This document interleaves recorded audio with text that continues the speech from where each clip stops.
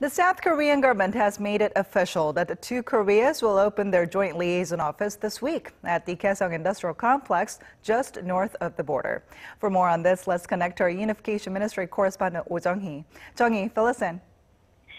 Ji-yoon, the ministry announced this morning that the joint liaison office will start operations on Friday right after an opening ceremony is held earlier in the day.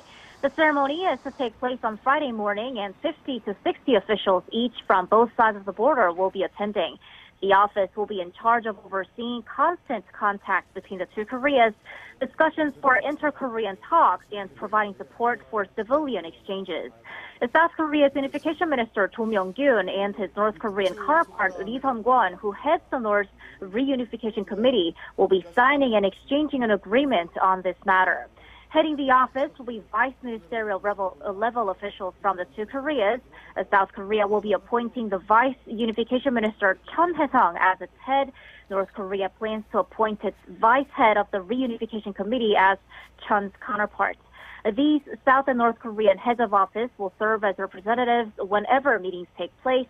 Officials from South Korea's land, forest, and culture ministries will also be staying at the joint liaison office for discussions on their railway and road connections, afforestation projects, as well as culture and sports exchanges.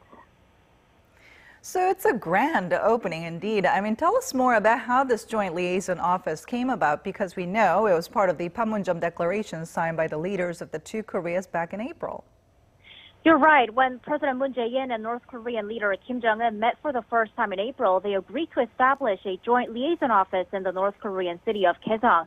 The idea was to have officials from South and North Korea stay there and remain in constant person-to-person contact so they can closely cooperate on civic exchanges and more.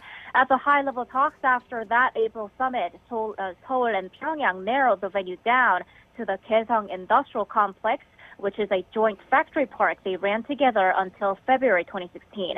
Because the buildings have not been used for 2 years, they've worked together to renovate the facilities since July. South and North Korea initially planned to open the office by the end of August, but that had to be delayed, partly as North Korea had some domestic events to prepare for, and as U.S. Secretary of State Mike Pompeo's fourth visit to Pyongyang was canceled. The Unification Ministry says the office is expected to contribute greatly to keeping inter-Korean relations stable and helping North Korea-U.S. nuclear negotiations.